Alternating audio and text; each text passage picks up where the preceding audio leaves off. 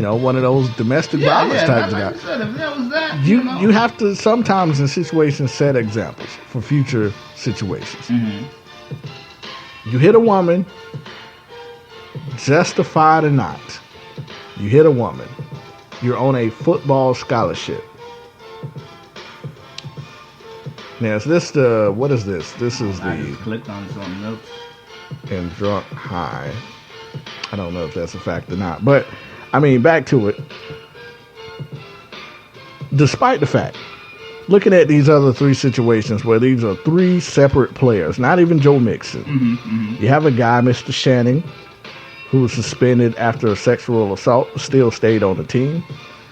Dorian Green Beckham pushed a woman down the steps. He still stayed on the team. Then you have D.D. Westbrook, it was alleged domestic violence incidents, two separate ones. Yeah. He still stayed on the team. It's starting to just seems like a occurrence. Pattern, a pattern of behavior that goes on at the University of Oklahoma where it's okay. As long as you're helping me win games, do whatever the hell you want to do. And I mean, it's too inconsistent, with the NFL. Sometimes you get one game for punching a woman. Sometimes you get 6. Sometimes you might not ever play again. Same thing with college. You look at Baylor. They damn near got the death penalty from Baylor. Yeah, Baylor. We're going to have to do a podcast on Oklahoma. Baylor. That's coming up. I don't know if I want all Baylor fans hating us, They're going to hate us. Pause.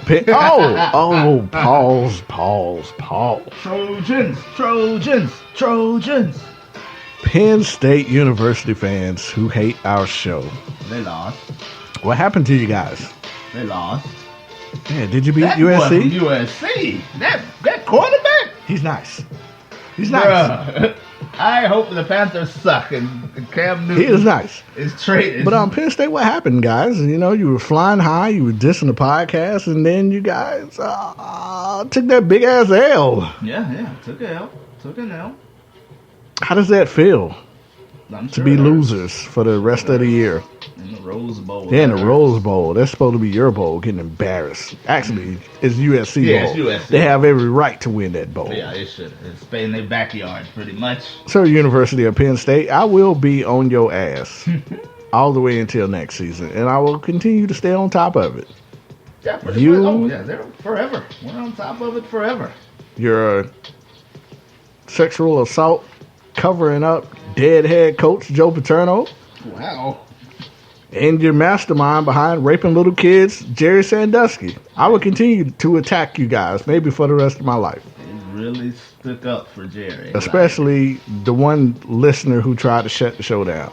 You, ma'am, Penn State University can thank you for me never taking my foot off your ass. Ever. Hey, this will be daily. And you better be glad you guys are really not that important to me where I forgot to even watch the game and actually have breakdown of you guys losing. Oh, it would have been an entire 1 hour long demolishment of Penn State University.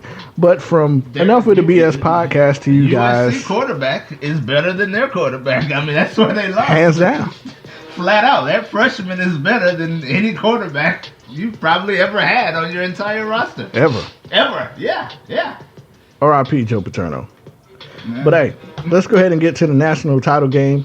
We are here in Greenville, South Carolina, not too far from Clemson, probably about 45 minutes away, if that. So I want to play a little something special for you guys. I am not a Clemson fan. Josh is not a Clemson fan.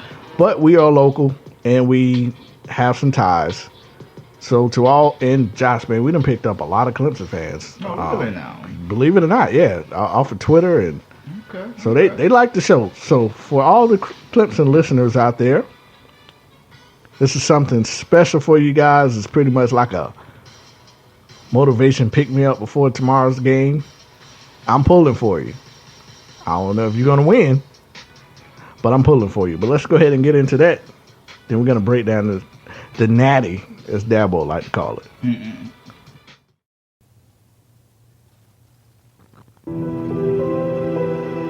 From day one, I said that we would we would win a national championship again. It was just a matter of when, and we just got to go to work and build our program, and that's what we've done. And there's no doubt that we'll be back. It won't be 34 years before we're going to be back. I promise you that.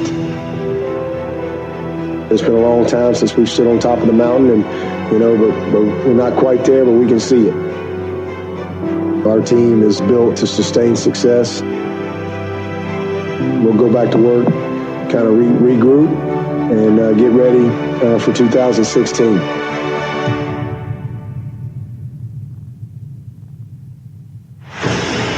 Got to find space, and there goes Wade Coleman. Watson throws the end zone against it, and a grab, touchdown!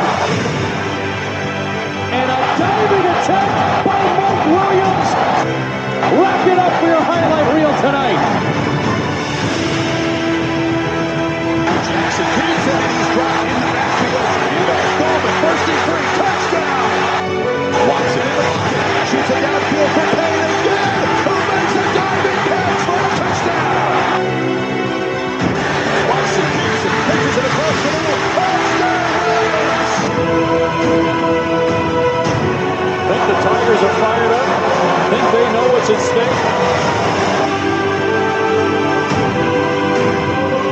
Clemson trying for its third straight win against South Carolina. Going for Williams! Williams comes down! Watson off play action. Hits Williams inside the 5. Williams carries defenders into the end zone. Touchdown! Hammering South Carolina 56-7.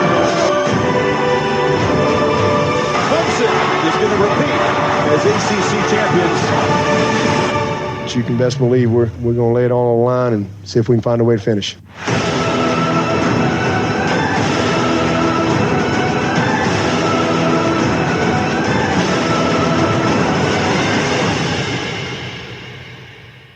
Clemson fans, that is for you. It's like a movie. Yeah, that was pretty dope. Not even gonna lie to you. Hope you guys enjoyed that. It ain't gonna be a whole lot of Clemson love coming through here. But before we even get to the breakdown, and man, they say the media builds you up just to break you down. Yeah. Clemson likes to grab nuts and ass. Why? This is what the team does. Like, this is what they do. Why?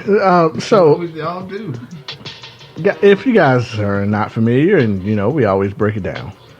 So during the Clemson-Ohio State game, Clemson defensive lineman Christian Wilkins was caught grabbing the nuts of Ohio State's Curtis Samuel. Teammate and star linebacker Ben Boulware added more to the story by saying, "We've done it all year to mess with players. They've been grabbing ass nuts all year." Yeah, forever. He also stated that this game is so serious and locked in, you do stuff to break up the seriousness of the game. Now, Christian went a little too far, but I mess with somebody by poking them in the belly button or grab someone's butt. Josh, when did poking other men in the ass become part of the game? I'm going to have to go to Clemson. We're going to have to take the short drive to Anderson and figure out, what's going on in the locker room. They have a culture of doing this, or? Yeah, my boy Price, who I work with at ESPN Upstate, they cover Clemson. I'm going to have to text him like, what is this all about? I should have texted him before the podcast. This is interesting, man. Like, I've just never seen this nowhere. Like, I mean, I've heard of it, like in the bottom of the piles, and you're grabbing and pinching and pulling. But this was just out in the open, like at the end of a play. I'm just gonna dig in there. Like, there was no loose ball. Yeah, it's just nothing. I'm gonna go in. Like you said, I've heard it in piles. You're in a pile, fumble. Grab, bite, claw, whatever you gotta do. But it's not at the end of a play in the middle of the field. You just go and start tingling and scratching and nah. Yeah, I've never heard that anywhere. Me neither. And you're right. I've heard plenty of stories about like the bottom of the pile. Yeah. How people will pinch you on the arms and try to poke you in the eye. Yeah. Put the fingers in your mouth, choke you. Grabbing nuts and ass, that's a whole new part of the game. And it's blatant with Clemson. Like, they didn't got caught on camera a little bit too many times doing this. And he said other quotes that I don't even have, which is weird. Like, if you don't know any team that does that, you don't know anything about the game or never been in the locker room, some crazy crap like that. But with that being said, who you got winning tomorrow? Alabama. Yeah, me too. Alabama. Clemson, I love you guys. Saban. They got Nick Saban. I mean, That's man. I was trying to break it down because lame Kiffin left out of nowhere, and I'm like, I don't even think they really need it. no. Alabama is just such a freaking powerhouse, and they just look unstoppable year after year. Yeah. They're like the UConn of college football. Yeah. It's like what was the champ when they lost to Ohio State? He kind of was like, okay, my defense is too big. They're slow. Because Zeke was just hitting them on the outside. Ohio State was just killing them on the outside. So what do? He'd go and get fast players. And like you just can't outplay this. Like I don't see a scenario where Clemson can win. I'm sorry, Clemson fans. I just don't see a scenario. I just don't. Unless Watson throws for like 500 yards and this is where I was torn at. I'm like, okay, Alabama lost their offensive coordinator. Yeah. They have a freshman quarterback versus an experienced Clemson quarterback. But Clemson defense have gave up points throughout the season. I mean, they gave up a lot to Louisville, Pittsburgh. It was a couple other Florida State. Yeah. A couple of games they gave up over 25 points. Yeah. You give up 25 points to Alabama, it's over. It barely beat Troy. Like Troy. Yeah, man. Yeah, Troy should have won that game.